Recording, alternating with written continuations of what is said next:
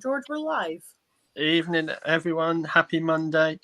Well, it's meant to be deadline day, but in Arsenal Football Club, happy Monday. So we're going to go through the action from Manchester for the women's.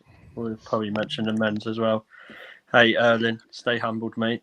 And then we'll look forward to the Subway Cup where you can get your meatball marinara before the game. I'm going to introduce you to my guest. Mel, how you doing, mate? I'm all right, but sort of all over the place on the weekend. Had some highs, had some lows, but it's Monday, it's a new week. So, as Arsenal women love to say when they lose, we go again. Yeah, exactly. Or we move. Okay. James, how are you, mate? Yeah, I'm doing well, mate. Been a lot more quiet that week than I think Mel's had, but all in all, been a good weekend, I think. Cool. Laura, how are you? I'm all good, thank you very much. I'm a lot better than what I was 30 seconds ago. Obviously, we will talk about controversial decisions, but let's just say I'm a lot better now that we have positive results, because if that wasn't, I think I might have been doing 6 months inside, probably. I think you would have been doing a cave and getting a red card. Yeah, exactly. Jack, how you doing, mate? Yeah, I think I'd have been joining you in the cell, to be honest, George. I'm feeling much calmer and much happier, and I'll probably only briefly touch on the referee today because I don't think she's worth the time or the space to go into too much. Oh, believe me, mate, I've got a lot to say. And that lineswoman, mate, if you're watching, you ain't got away with it. You're going firmly locked in that doghouse for 6 months. So, anyway. And Jack, it would be ideal if you are in the cell with me, because I do need guiding in and out in the toilet. Yeah. Well, I was going to say it could be the blind leading the blind, but yeah, you know what they say: one club, one family, and all that. Andrew, talking about family, Grandad Andrew, how are you? Greetings, one and all. Looking forward to winning every game of the WSL from now on until the Man United game, where it doesn't matter whether we win or not, because we've got. To be fair, we ain't got any other big games, have we? Nope. No. It's only who we got now. It's only Spurs and Man United. Like, you know what I mean? You call that a big game? It's not big. They're not rivals, are they? Exactly. Chantel, how are you? Yeah, all good. Although I think I'm going to get a eviction notice for noise complaint from my neighbours after Sunday. Yeah, it can't be worse than my voice note when Frida scored. I thought I'm not even going to joke. At one stage, I thought I'd nearly done my ACL. How far I jumped up when Frida scored. I did enjoy that voice note. It was a good voice note. Well, I think that I've not spoken to the neighbours since, so I don't know what they're thinking. So, and Darren, how are you? Oh, I am excellent. Thank you very much. The world is a wonderful place at the moment. The blonde ninja saved Arsenal again. Darren, I don't know if anybody told you, but you've got your t-shirt on back to front. No, it's on purpose. I can do it for Stina. Yeah, it's good, mate. I'm glad that she scores against one team. It's good. So Paul, how are you? Yeah, all good. Just finally managed to catch up on yesterday's game. Literally turned it off about 10 minutes ago. So yeah, really happy. Cool, that's good. And we all like beating Man City, don't we? So thank you to everyone watching. We'll go into the game.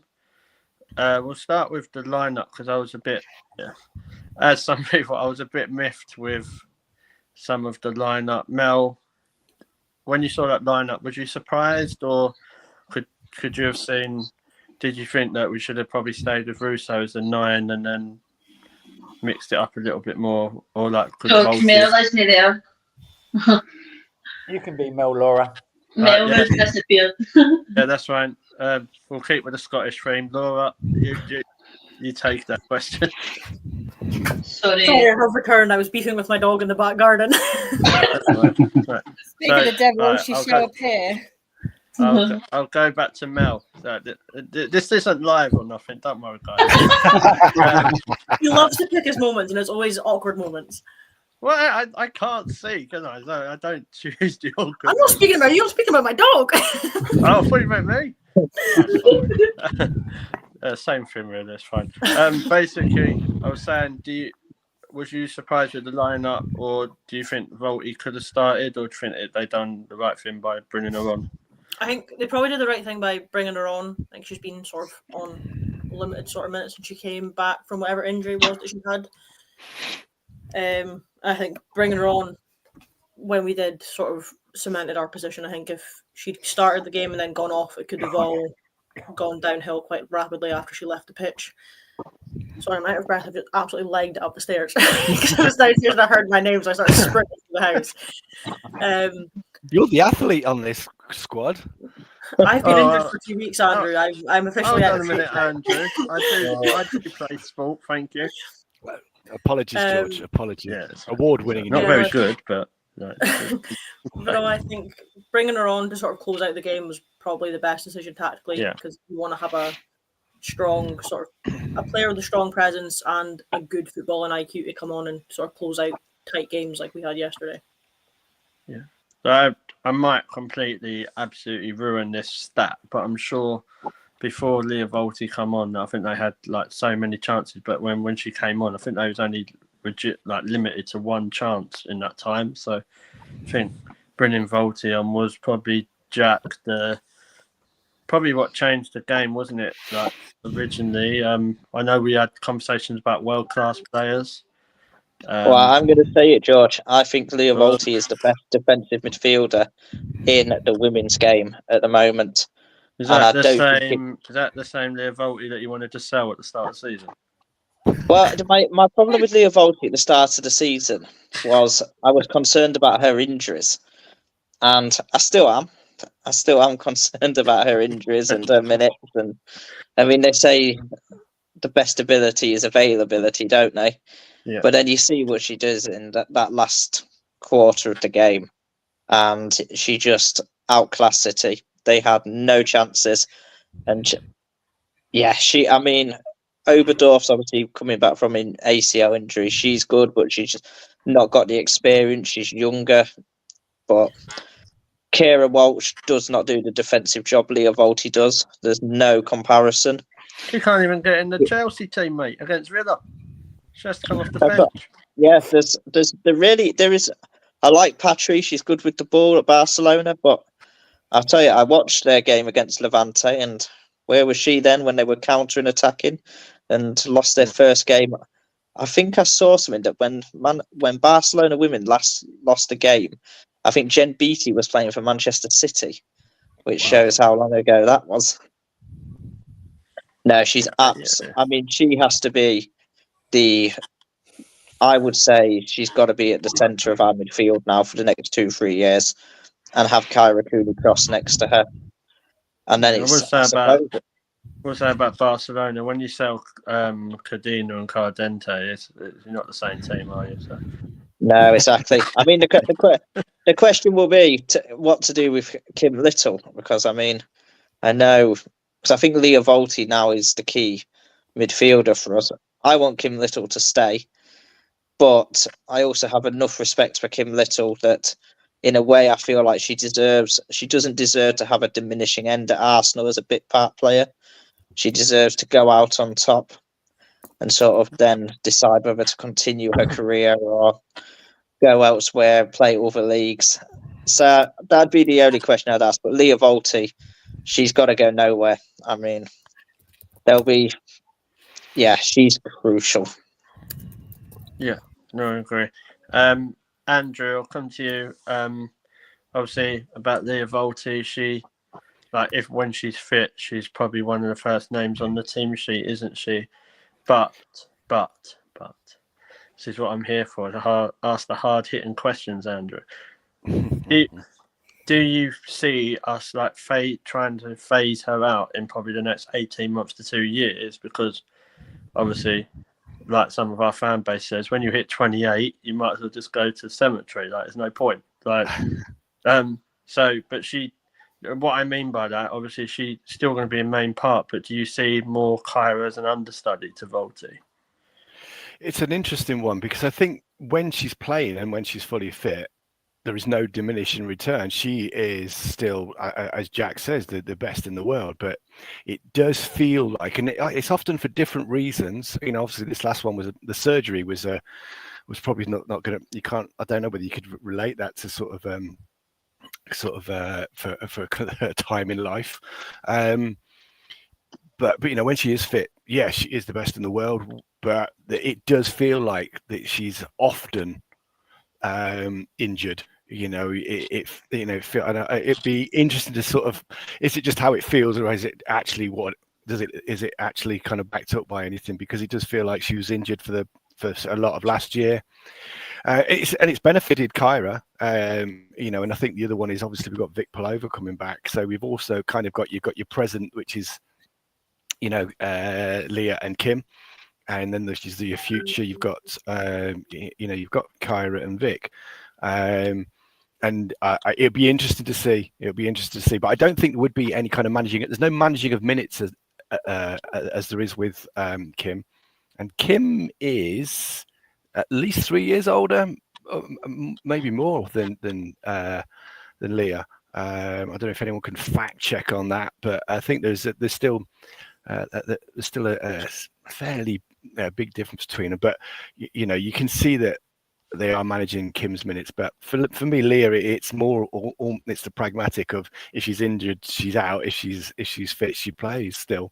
But you know, and I guess, yeah, you saw on Man City what it is, what it's like without her and what it is with her, and you know, it's you know, she's still essential. She's the proper DM, and I agree with Jack, the best in the world at the moment.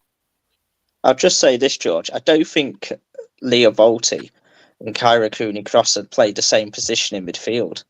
I do think they're two very, very different types of midfielder. I think Kyra Cooney-Cross is fantastic from going box to box, getting into the opposition's box, tracking back. But I don't think she can sit in front of a back four at the moment and master that space. And I don't think it would be. I think we'd waste her if we tried to get her to do that role. I think where she's really good is picking up that ball in midfield and driving forward. And I think if we saw just in that first half how frantic a game can get if we've got two midfielders who are both looking to go forward with nothing left in behind. Agreed. Yeah, like she does. Like for me, Kyra, when people say about Kyra at 6, she just reminds me of someone that plays an 8 role. So like you could play her as a defensive 8 or an offensive 8 as well, because she can go forward. Like we've seen her take on some shots more recently as well. Like if you've got, say, like a proper number 6, say like your Voltis and Kyra, that would be the one for me. I know I floated around the option of maybe Palova down the line being a number 10. I do think she has it in her. I really do. So that obviously I think Kyra becomes that. That's why I don't think we need a number 8 personally. I just think we need a 6. We'll go to the first goal, Laura. Because you was I was going to say critical because I thought Andrew dug you out a little bit about Caldente in the group. So yeah, I retracted that statement this morning, so it's alright. Yeah. I was a bit naughty by Andrew. He was like, no, like when you ain't handed your homework in. That's what it felt like. That's why he's a granddad after all. He's granddad, isn't he? So we've got to listen to granddad. Yeah, exactly. Obviously, I kind of was it about a minute, I think. Like, obviously, Caldente scored. I didn't think she actually had a bad game. I thought it was a difficult game in different like phases of the game, but I thought she played quite well. Yeah, I mean, as I said, I retracted my statement a bit this morning.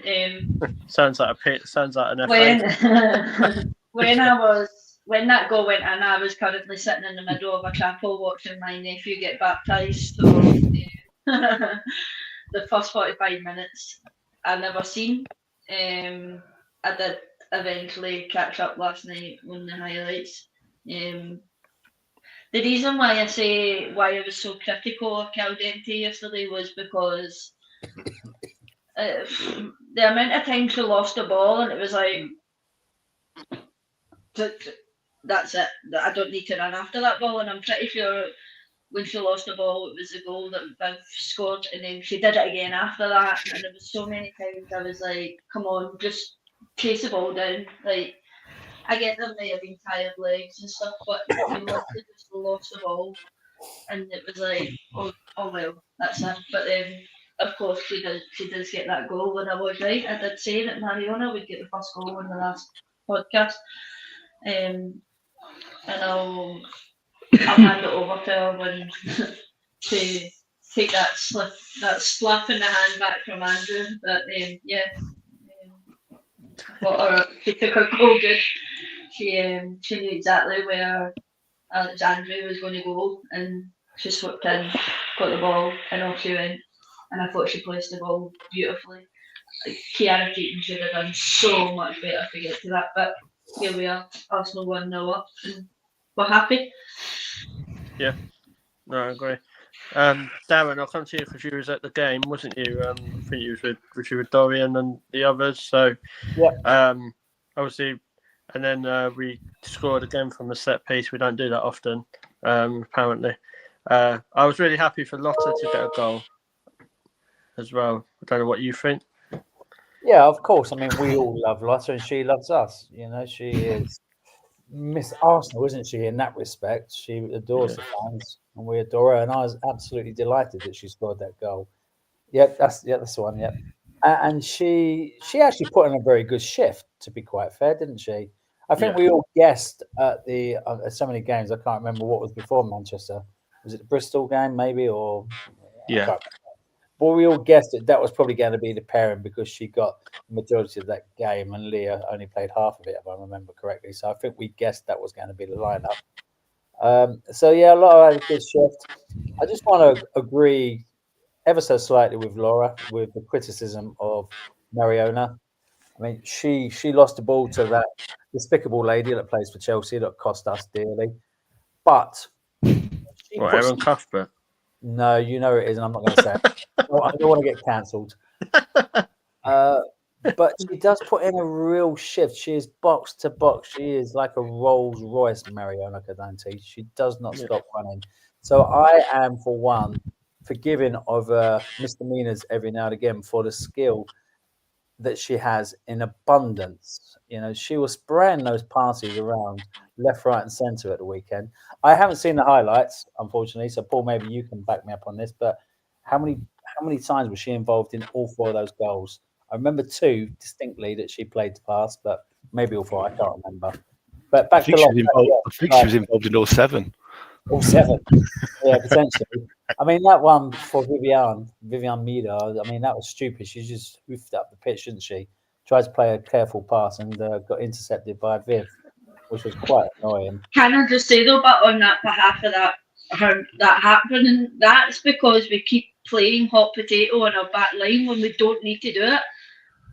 They would do it and the whole reason then Mariona feels they need to be put under pressure to then try and get the ball back to Lotta, but she doesn't realise that Viv is cutting in behind her. Yes, exactly. That's Vivian Miedema's bread and butter. Maybe that's where they're being coached at the moment, to try to play out the back at all times, no matter what the cost. I don't think that's the right way forward. Sometimes you just got to hoof it into row Z, haven't you?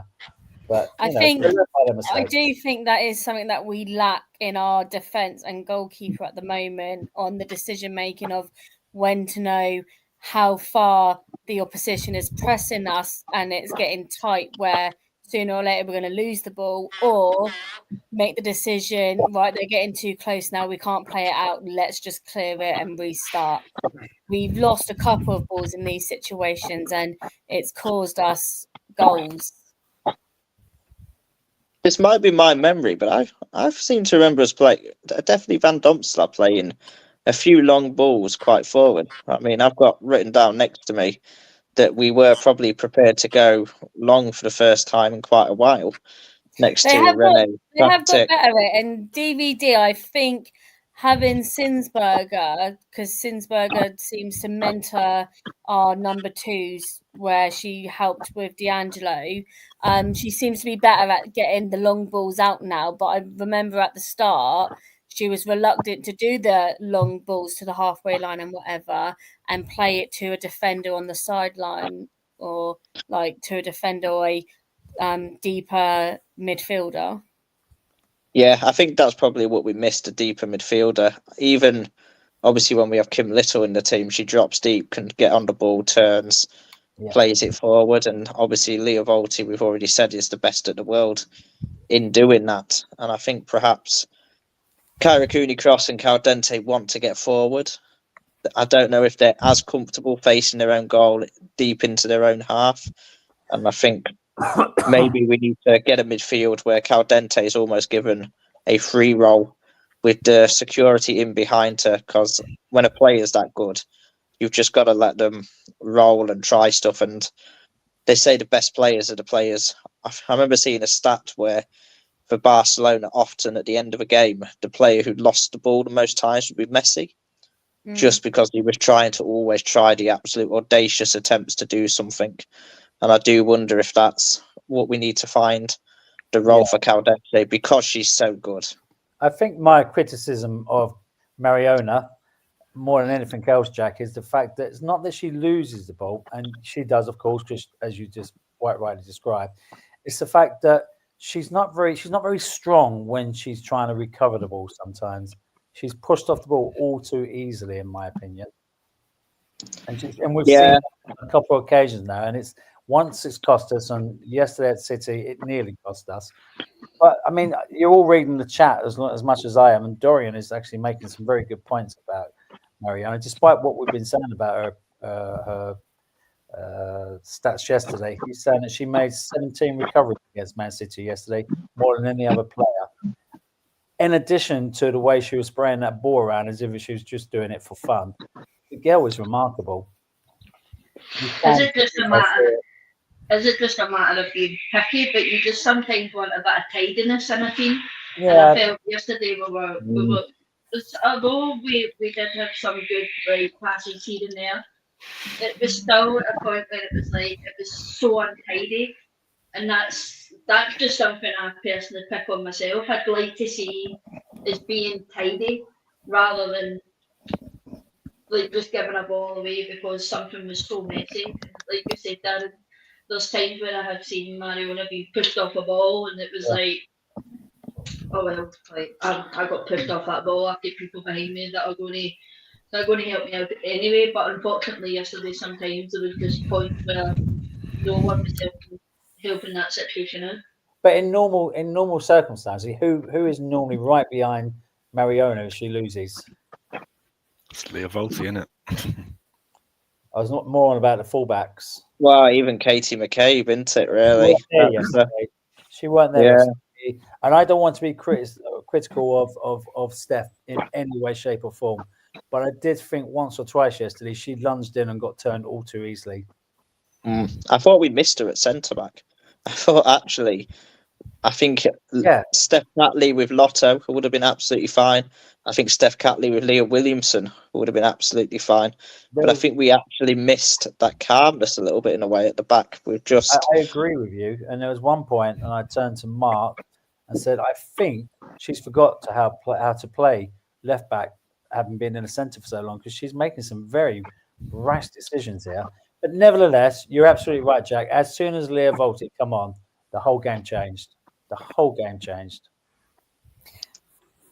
Moving on to the Steph Catley then. I don't know if anybody else noticed, but she almost looked uncomfortable in that left back position. Yeah. Was it just me or do other people agree? Because I raised this before and people were like, but that's her bread and butter where she normally would play. But to me, she seemed off. She seemed uncomfortable. It seemed like it wasn't flowing for her in that position on that game. No, you're right. I mean, it feels, it's kind of sad to say, but it feels like such a trope to say it. She's lost a step. And we're going to go into that territory soon. Now you've mentioned it, Chantal. But for the penalty, which wasn't a penalty, but she got roasted. It was the winger went straight past her. And she had to do. It was, in light of it, the foul she tried to commit was outside the box, and and she probably had to because the winger was steaming into the box. But I think you're right, Chantal. She is, for me now, she is our left centre back. That's what I think. That's what Renee will see her as. And and that's why we're getting, that's why we're looking at those, getting some more left backs in. I think you're right, Chantal.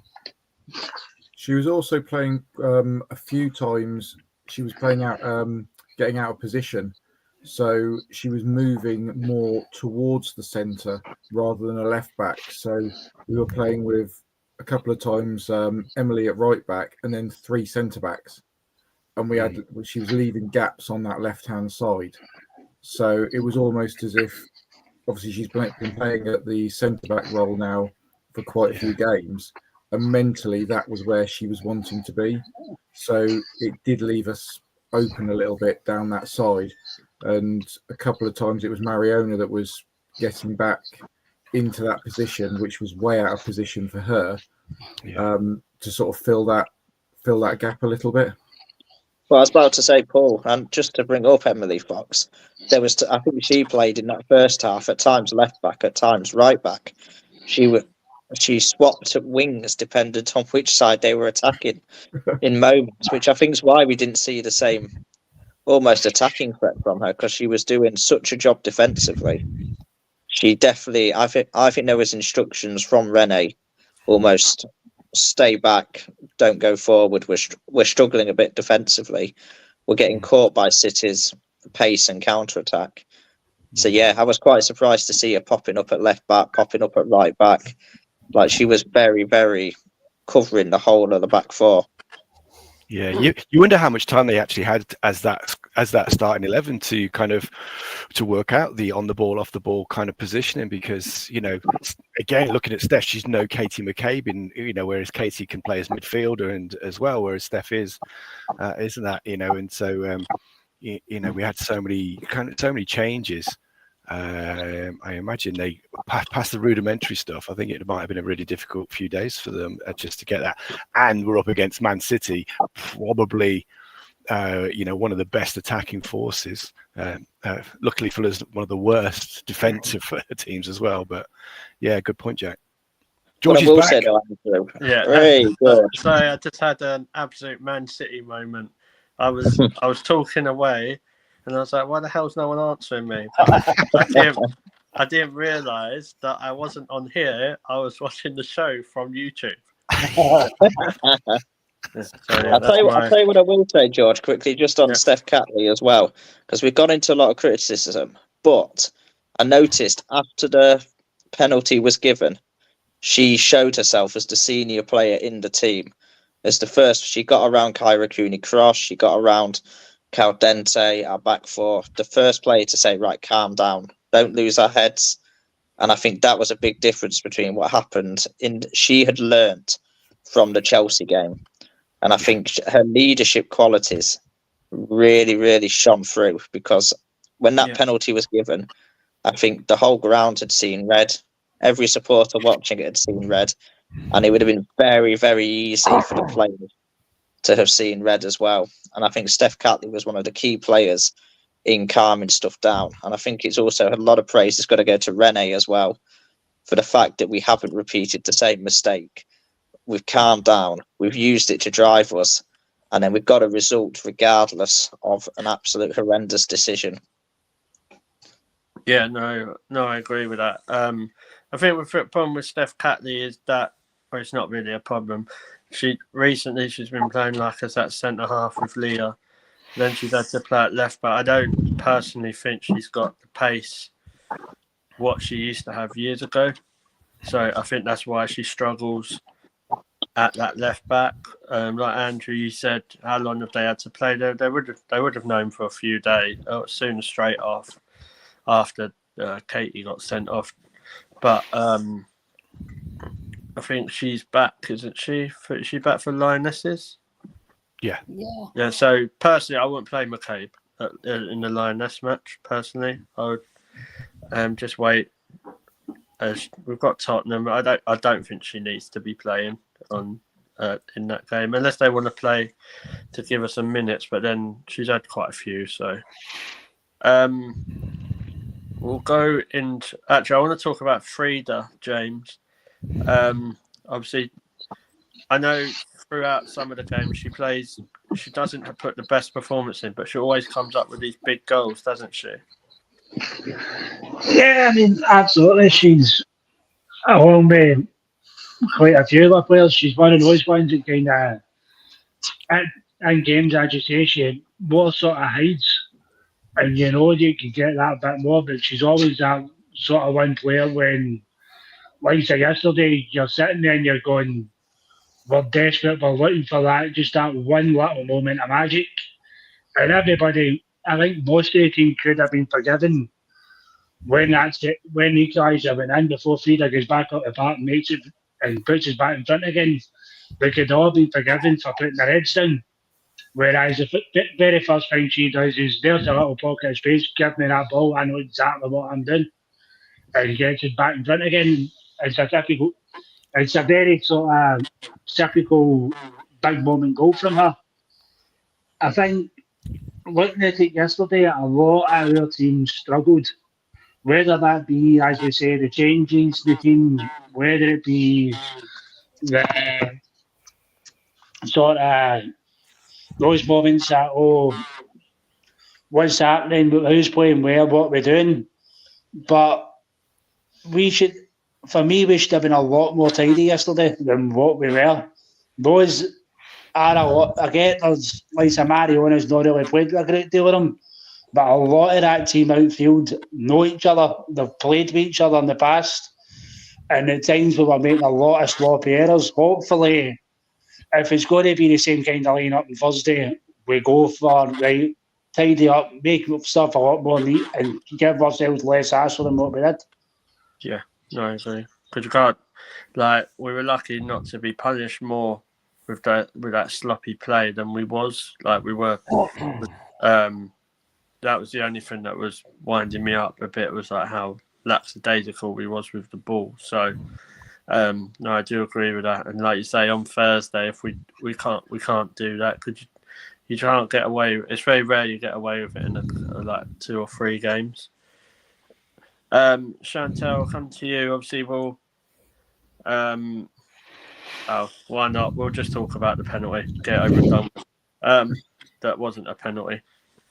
No, right. As I said in our group via voice note, it was not a penalty.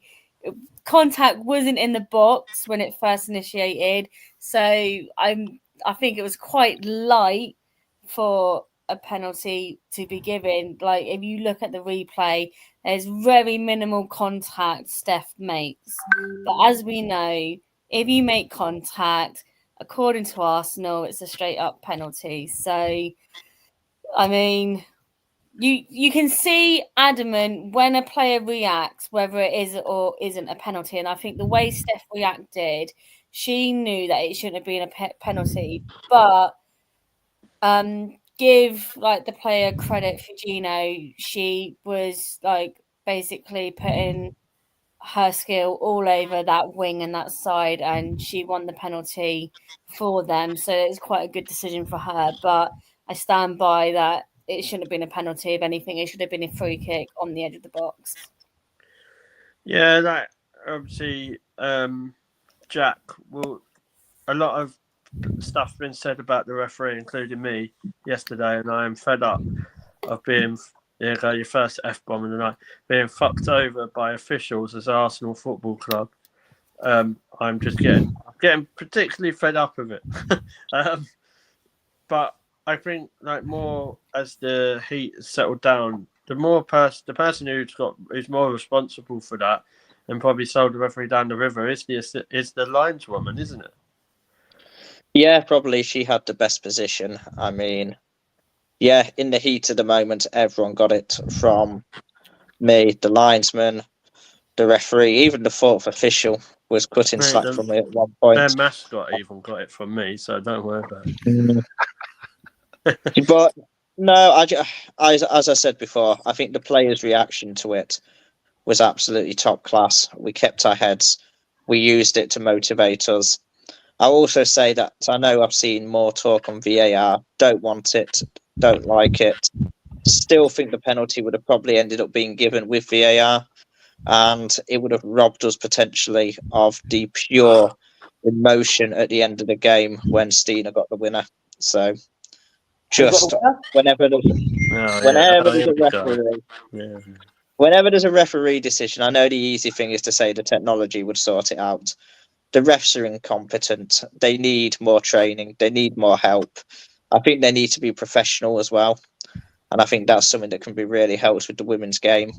We need professional referees. I'd like it to be independent of the PGMOL as well, because we've seen what a shit show they are. And they just protect each other. I think help from Europe, potentially.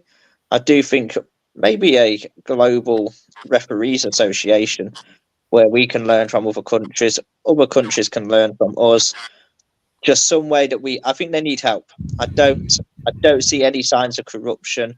I don't even think it's bias. I really don't. I think it's just these referees have probably not been trained. They're getting a whole new media coverage on them as well. So as angry as I get in the moment, I do feel slightly sympathetic towards them too, especially when they're not professional. If they become professional and it becomes their profession and they're still messing up, then it's a different conversation. But pay them properly, get them brought in, proper training, and then let's see if it improves anything. See, I just can't agree. I just really can't. So you've seen with the men's game, they're professional and they're as shit as them. So I don't think it matters whether they're professional. I think it all boils down to whoever's doing the training with these referees in football from a grassroots level completely needs to be overhauled and changed. Like Michael Oliver's professional, but so I don't think it really matters if they're professional. To be honest, like I'll come to Mel because obviously she plays football and like is it that they're not professional, or is it like when you're playing? What's the officials like there? Is it much different? I don't think it's down to them not being professional. Like obviously we had our game yesterday. It's the first time we've ever played and had linesmen, and I thought it was going to be an absolute write-off, and I was probably going to get sent off from the bench even though I was injured for slagging them off and how abusing them. But I actually made the game flow a lot better. Like we weren't getting. Obviously, we've only got the referee in the middle of the pitch. Sometimes you get some offside calls in your team, and you're like, fucking 92 miles onside. Like, every one of their dogs played it onside. How have you called that? And it comes down to a case of who shouts it first is who gets it. Yesterday we had amateur, semi-pro. It was an SWPL team that we were playing, so a semi-pro team. So, not fully professional linesmen. Definitely were being paid cash in hand at the end of the game for their services for the match. That sounds like Michael Oliver. But as far as I'm concerned, they didn't. They had a couple ropey calls, but nothing sort of that we see week in, week out in the WSL. So for them to do that for a random Scottish Cup game between two random Scotland teams compared to how we've seen with the referee and in the WSL, I don't think it comes down to it. I think it just comes down to the fact that the referees they're using aren't equipped for the pace and the style of play that's being played at that level. Often the referee calling a decision and she's 10, 15, 20 yards away from where the foul's happening. I'm like, well, how have you actually seen that? There's about 6 players standing in front of you. Unless you've got fucking X-ray eyes, then you've got no right to be calling it. And this is my thing. I'm not asking them to be equipped I'm just asking you to use your fucking eyes. Yeah. Like, you've got them for a reason. Like, if you don't want to use them, give them to me. It's fine. Like, the lineswoman was basically, if she walked any further, she could have held the hand of the people who lost the penalty. Cameron did show you this picture, right? What's the one that? person that's in line with this picture What is the line woman. No reference site. The line woman who could have influenced that decision, and she didn't. We're showing. Yeah.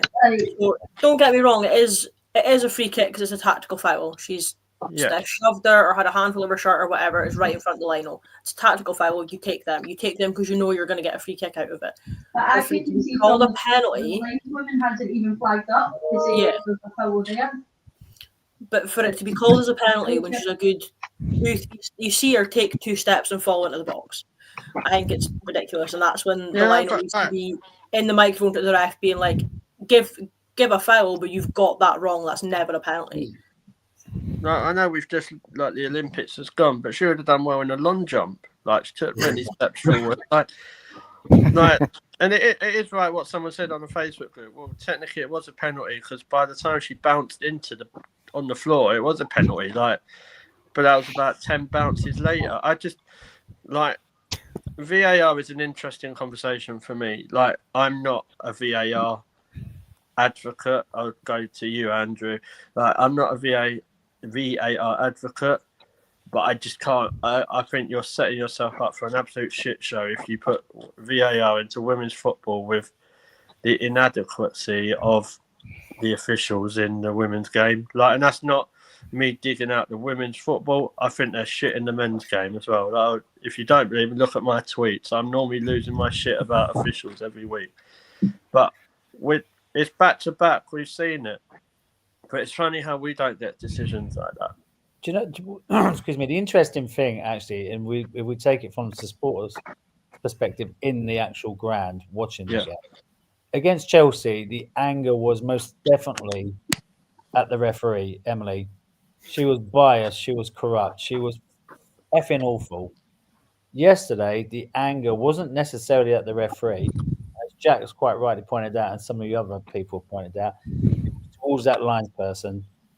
Not the one that gave the penalty, the one on the other side, on the touchline by the dugouts. She was absolutely abysmal. She was awful. She was behind the play so many times. Hence why Stina wasn't offside that many times. She wasn't at play to see where she was. But that's where the anger from all of us in that south stand was at that lineswoman, not necessarily at the referee. But she did at the game as well. She just wasn't. Both of them weren't at pace, and it weren't just a penalty. Do you know what I mean? There was other things that happened that were let go. One person I think would like VAR is probably Stina, because I don't think she'd probably be offside half the time. But I think she's got a bit of a reputation just to be offside. Someone sees her with a bit of a like, I'm not being rude. If the lineswoman can't fucking see a penalty just right in front of her, how can they tell if Stina's offside? Like, and it just baffles me. Like, Andrew, I don't know what you think about the officials. Like, we're not here to like absolutely assassinate them, but sometimes you have to talk about these disappointing performances. Really, they don't help themselves sometimes. Yeah, 100%, George. I think that's something Mel alluded to just then. The skill level and the pace of the WSL has rocketed over these last 3 or 4 years, and maybe some of it is that the officials, lack the fitness, and that goes back to the full-time thing. It's just to imagine if you kind of like I don't know how much they're earning, but when they're part-time or whether it's they're working 5 days a week, in their kind of their regular jobs. But yeah, I think yeah. I mean, I haven't had much experience with VAR, but that Wolfsburg game was dreadful for it. I remember it felt like we were sat in the stadium and it felt like hours were ticking by whilst we were waiting for the decision. We didn't even know what the decisions were. Yeah. So I think some of the VAR is about how it's managed in the stadium. I'm sure the people at home are getting the full information, but but I think my initial thought is yes, professionalize the officials. At least that's got to be an absolute start. Absolute starting point. It's still shocking at this stage of the development of the league. We've still got semi-pro officials. With VAR, I guess I'm not 100% against it, but it can't be done like I see a bits of it in the EPL when people are getting slide rules and pens just to figure out offside decisions, and that's ridiculous. That's not what the offside rules are there for. And I think it's a fair point. I think Stina, sometimes if the officials are behind, and Stina's quick, and by the time they've caught up, Stina's ahead of the defender because she's timed and run so well. I think it's that. But I think before anything else, we've got to professionalize it, and even then, that's probably going to take 2 or 3 years for them to get their fitness up and the sharpness up. And I think that's stage one. They have to be professional, and to at least then, maybe there's some decent officials out there as well who just can't afford it. They need their current role. They would be actually sort of taking. Maybe they can't. Maybe the current job, they don't allow them to go part-time. Maybe their current job doesn't pay enough. The referees pay isn't enough. So it needs to be professional. It needs to be really well paid, and then we can hold them to a high account. But even that's going to take, like I say, 2 or 3 years. And no, I'm not going to be one of them. Tell you what, Andrew's spot on, because if you get them professional, you can put. The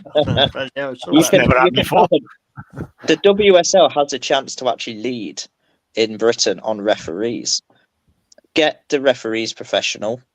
Have an independent organisation separate to the referees body who looks at decisions.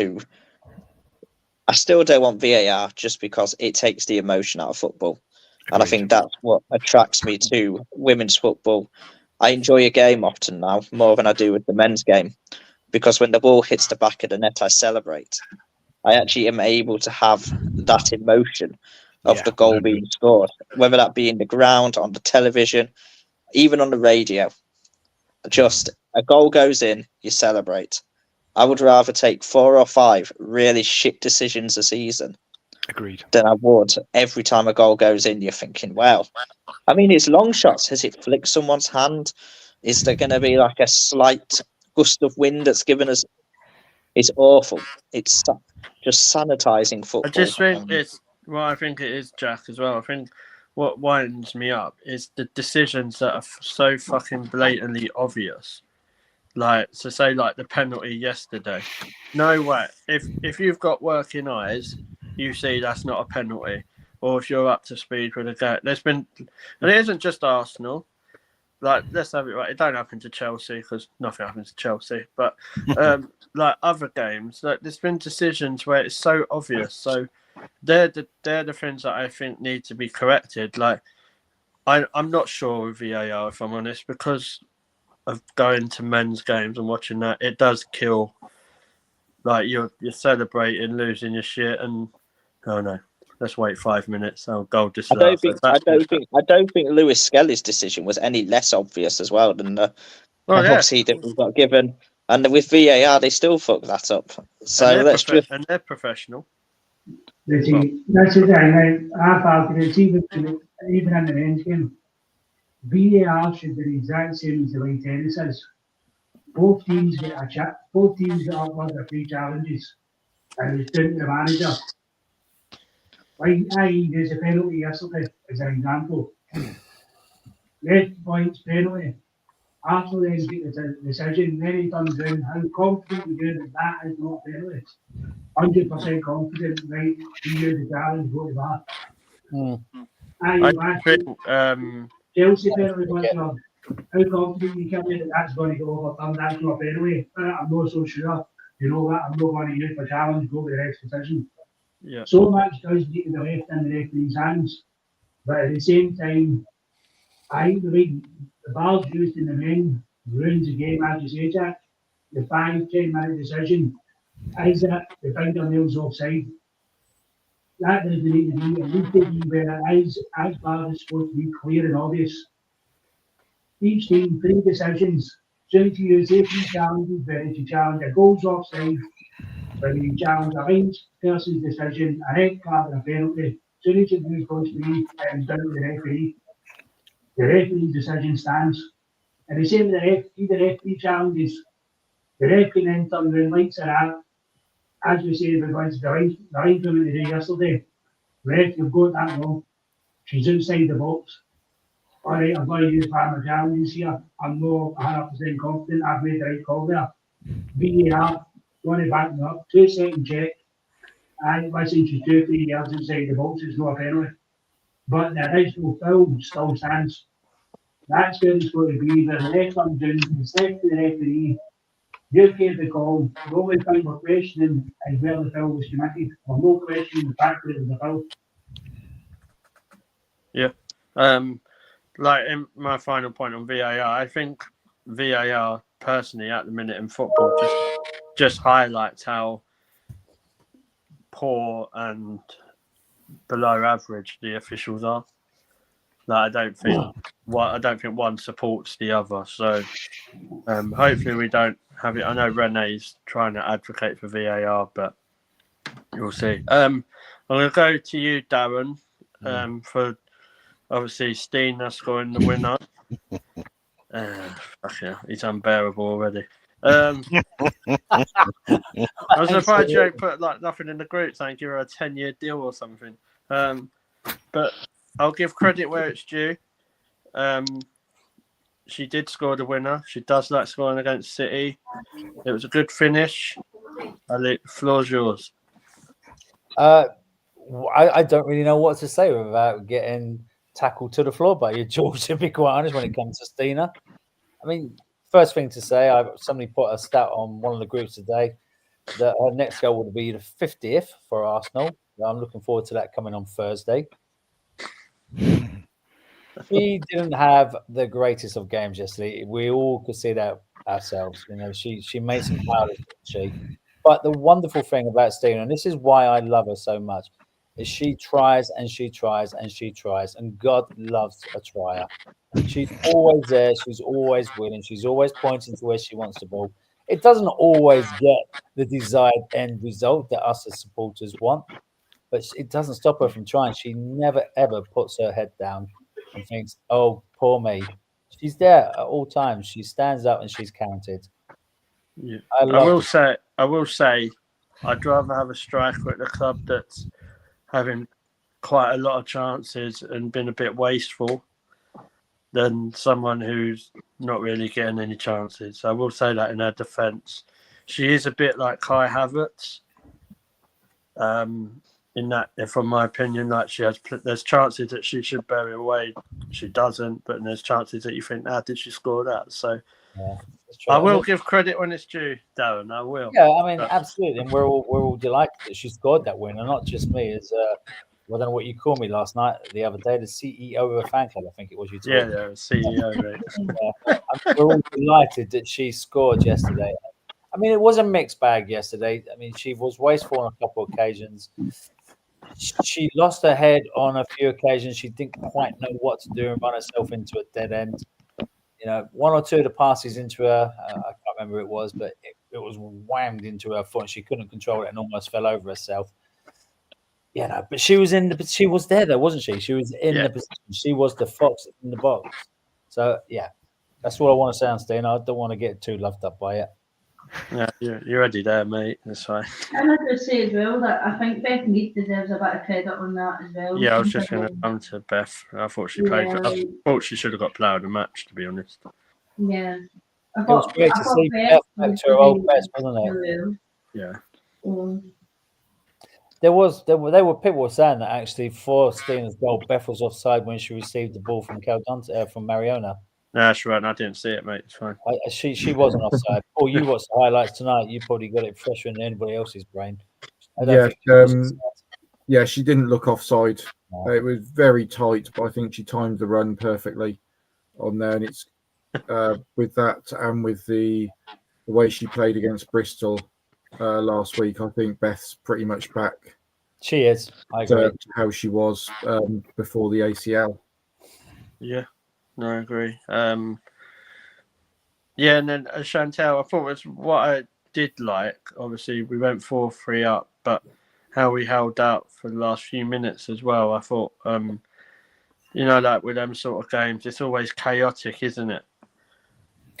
Yeah, I think the girls really showed their resilience of being 2-0 up, then 2-1, then it's 2-2, then it's like, right, straight back in there. Now we've taken the lead. They've equalised. What can we do? Get that fourth one. I think they thought, you know what, let's not give any of the fans a heart attack. Let's just keep it as 4-3. But yeah, no, I think they all pulled through. They dug deep. At the end of the day, they did what they did. I think Renee kind of deserves that pat on the back where she stuck with Stina on before she took her off. Then it was putting Kafaji on. Everyone who was out of their positions, you put Russo on a winger, and I think she did quite good in that position. She was causing a bit of mayhem, taking it around people. So that was good. They all knew what they had to do. And then we haven't mentioned it, but I think DVD, when she made that giant save to the right and clawed that, I said that's a game-winning save there. And if that goal went in, we could have been 4-4. So I think that it's them sort of saves that you need to win games and to pull the rest of your team through. And I think at the end of the day, it just showed the resilience that the girls had. Yeah. George, I'll just agree with Chantal on Renee, because I thought she got her tactics absolutely spot on. To play Stina up front, the ball's in over the top of what was quite a slow Man City defence. I mean, Stina could have had 5 or 6 goals. I know we said earlier on that perhaps we got lucky, but I tell you what, if we'd had a striker who had the similar pace to Stina, but could finish 10-15% better, they would have had a hat-trick. We created so many opportunities. And I don't like Russo on the wing. She's a striker. But you've got to just give it to Renee. She got it absolutely spot on. And she made probably quite a brave move that I'm not sure maybe bar Darren, the rest of us would have made. I was a bit when I saw Russo on the win. I was like, "What are you doing?" But luckily, it come off. I will say, Mel, I'll finish with you. How poor defensively City look without Alex Greenwood. I was actually surprised at probably how much of an impact she does have in that back line. Yeah, I think Alex Greenwood's one of those players where you don't know what you're missing until it's gone. She is quite often taken for granted in her position. She doesn't get anywhere near enough praise as what she deserves as a player. Don't want to sit here and kiss her arse too much because she does play for Man City and she is English. But she is definitely a player that sort of flies under the radar, doesn't go out looking for praise like we've seen with some other key players at key clubs, Arps, who love to see their face plastered all over newspapers and stuff. But she is definitely a very good player, and I think a massive miss for City at the minute. And you can see that they've struggled. There's no one really in that squad that can fill her shoes. Even defensively, yesterday you saw Jill Ruard having a disaster class, which brought me great joy. A, giving away the free kick, and then B, not marking Lotta, which let her have a free header. So she is both defensively and attacking, and going forward, a massive miss for City at the minute. Yeah. Well, we all know, mate, our inspiration is you because you're better than us. So what we'll do, obviously, we're going to go on to the prediction quickly for the Cup game on Thursday. But, I think it was a good result. It was a big result for us as well. So, I'm going to quickly go around and just briefly talk about it and then get your predictions. Would you keep the same team? I'll start with you, James. Would you keep the same team and what's your predictions? I think knowing Katie's back available as well. So I can see maybe us tweaking one or two things. I wouldn't tweak a great deal, especially after the way we won, the way we sort of built ourselves up yesterday. I think it's got another half game. City's coming out with a definite point now to prove. They'll be determined they want to prove that yesterday was a fluke. Saying that, I don't think as well it's going to be as high as a score, but I'm confident enough to say what we done yesterday, I think we'll be able to more than replicate on Thursday. I'm going to be a bit more confident. I'm going to go 3-0. I don't think we'll concede. I think we'll tighten it up a lot more at the back. And my first goal scorer, I'll go with Frida. I think Frida might get the first goal for us on Thursday. Cool. I like the sound of that. Andrew? Well, I definitely wouldn't have Steph Catley at left back. So it's either Jenna or Katie, I think, should come in. Katie, can Katie play? Yeah, she should be back. Yeah, Katie. Oh, yeah. She's had it was Bristol and City the first one. Yeah, so I'd bring her in then. So one of those, and maybe, hopefully Leah is back, and maybe have a rethink about sort of Kyra and Mariona at that age. As Jack said, maybe we don't have a 6 outside of Leah. First goal, I think I'm going to go 2-0, and first goal Stina. Yeah, I do think she'll start on Thursday. Darren? First goal Stina, second goal Stina. Move on. Yeah, that's good. No, that was so predictable. No, I don't know. She'll start, to be quite honest. I hope she pretty much sticks to the same 11 that started yesterday, with the exception being that Katie McCabe just simply has to come back in. Steph, I'm afraid you need to sit this one out. Lotta deserves to stay at the back with Leah, in my opinion. Whoa. In my opinion, and the reason I say that is in the last 20 minutes when Bunny Shaw come on, Lotta had her in her pocket. True story. Did Bunny Shaw come? I didn't even know Bunny Shaw was playing. She come on for the last 15, 20 minutes, whatever it might have been, and Lotta didn't give her an inch. So I think she deserves her place on Thursday. I don't think we're going to see Jenna until Sunday. Will they find a better song? Oh, God. Don't get me started. Prediction 2-0, Stina and Frida. Yeah. Just to clarify, I do like Taylor Swift, just not in the North Bank. Mel?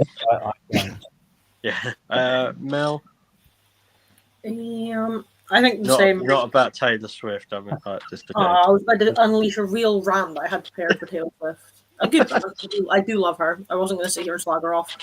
She doesn't win Grammys for no reason. Anyway, moving swiftly on. I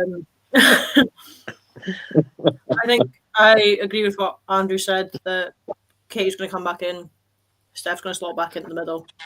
That's probably realistically going to be the only main changes we see.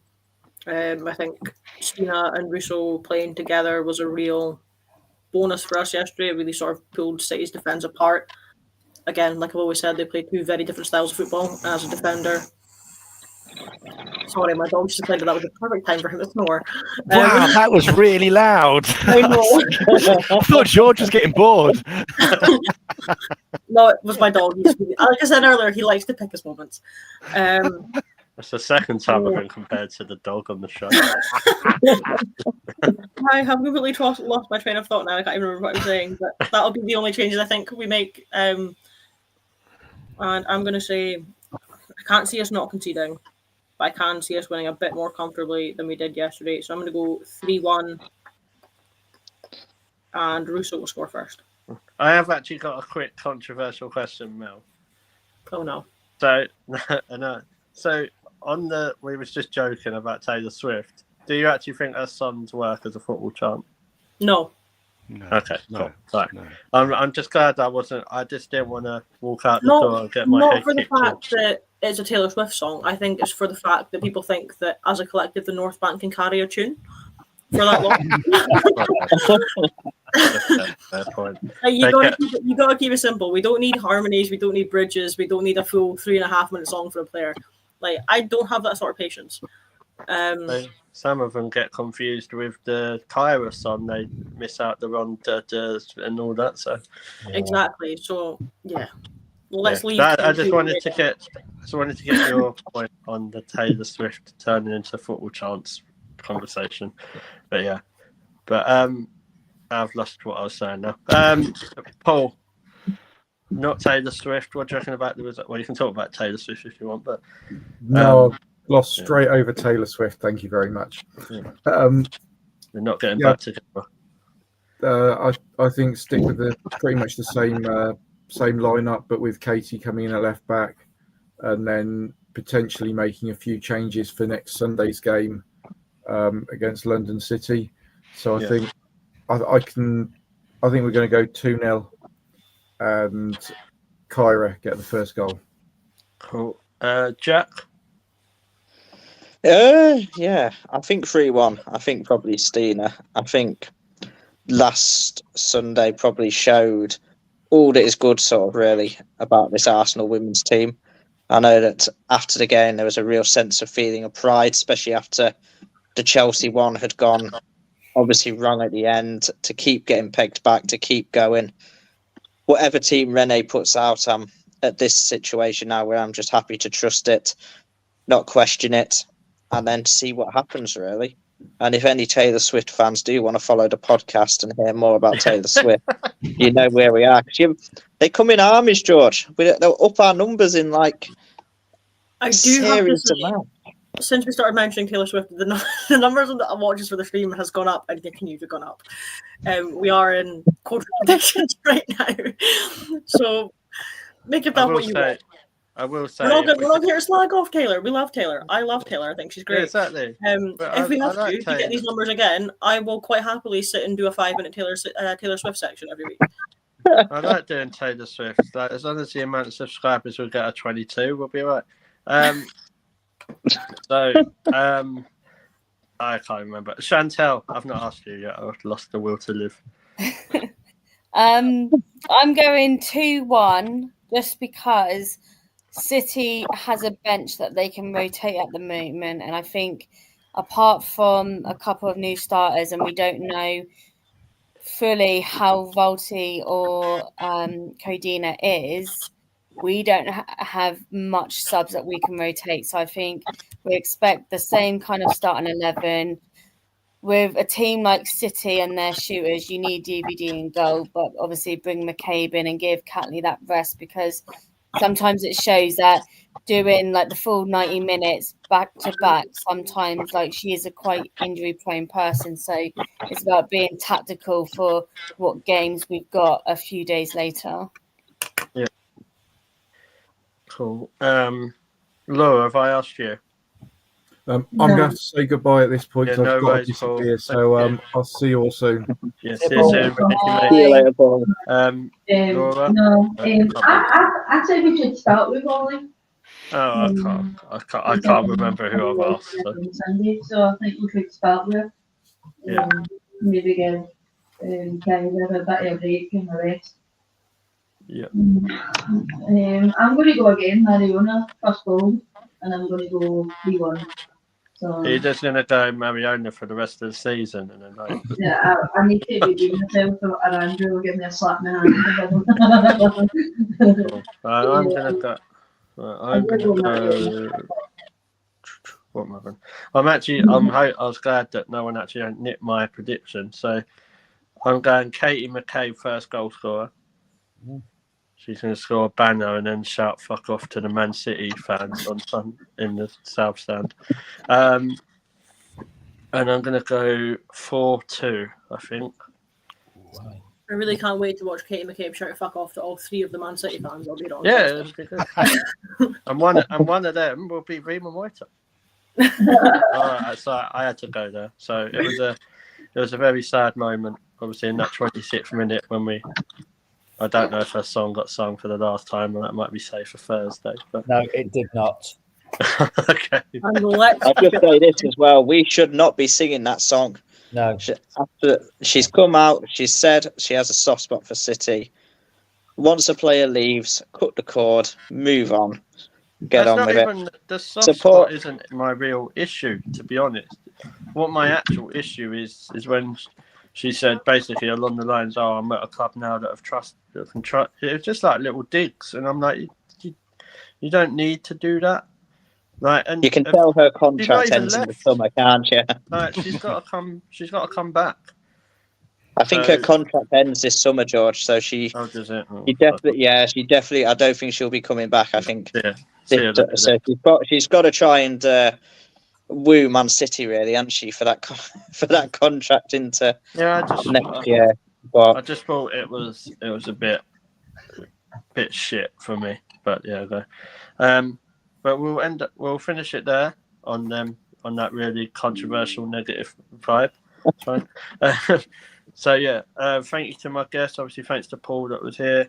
Darren, thank you. I'll see you on Thursday. Brilliant. See you Thursday, buddy. I might actually. I'll probably stand by you this time. Dorian would be happy with that. Yeah. He didn't stop going on about that. I know. My ears are still bleeding. Yeah. James, Laura, thank you guys. Brilliant as always. Thank you very much for having us on, and hopefully we can get the win on Thursday. My listening loud and clear again, so off the Yankees until boys. Are you guys at Tottenham? Yeah, we'll be there for Tottenham. Excellent. Yeah, See you then. Cool. Chantal, thank you as well. What game are you at next? I'm there on Thursday, so Okay, hopefully we'll catch you guys. Yeah, sounds good. Who else I forgot apart from Mel? Jack? Oh, Grandad. Thank you. Are you you're not there on Thursday, I take it? Andrew? Oh, me? Yeah, Right, you're the only one that's called Grandad, aren't you? I don't know. No, not by you.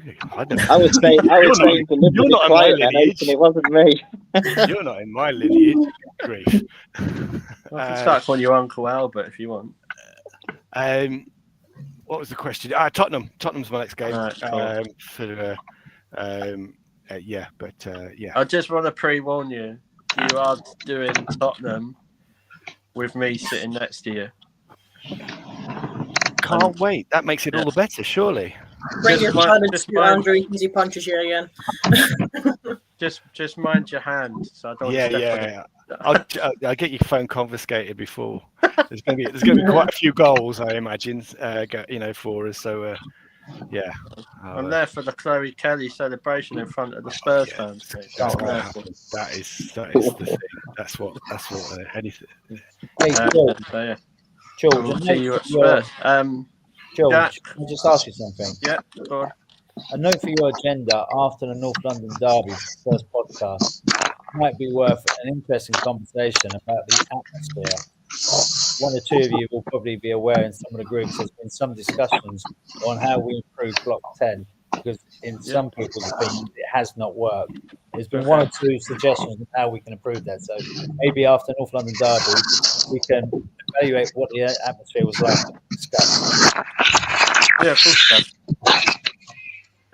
Right, Jack, thank you as well. No, thank you, George. My next game will also be Tottenham, but I'm in the process of getting work booked off for the Subway Cup final. I've been looking on Amazon for the Subway outfits of the foot long or the several feet long, to be fair. I think a foot long outfit might look a bit interesting on me, but they know what to do. I love Subways. They're my favourite takeaway. So come on, so let's get them 3 points on. What part of your body is a foot long, Jack? What part of your body is a foot long? Oh,